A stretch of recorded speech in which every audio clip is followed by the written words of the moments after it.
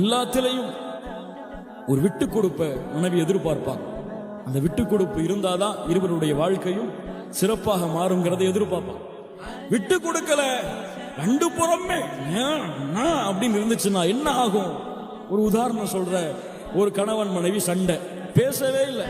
கணவனை எழுப்பி விடுறது யாரு?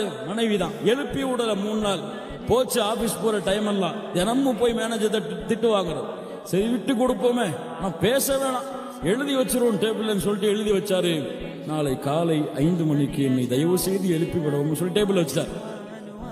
மறுநாள் எழுப்பி விட்டுருவாங்க நம்பிக்கையில படுத்தாரு. எழுப்பியே விடல. திருந்தவே மாட்டாயவா அப்படின்னு சொல்லிட்டு குளிச்சுட்டு வந்து டேபிளை பார்த்தா 6 மணி ஆகிவிட்டது அப்படின்னு எழுதப்பட்டிருச்சு. அப்ப 2 சைடுமே விட்டு கொடுக்கலாம். 2 தரப்பிலே ஒரு தரப்பு விட்டு கொடுத்தால் பாசம் என்பது அந்த தரப்பிற்கு அதிகமாகும். அதனால் இந்த அன்பையும் பாசத்தையும் பரிமாறிக்கொண்டால் அல்லாஹ் ரப்புல் ஆலமீன் இந்த வாழ்க்கையை மகிழ்ச்சியான வாழ்க்கை, என்ஜாய் யுவர் லைஃப், வாழ்க்கை மகிழ்ச்சியாக வாழ வேண்டிய வாழ்க்கை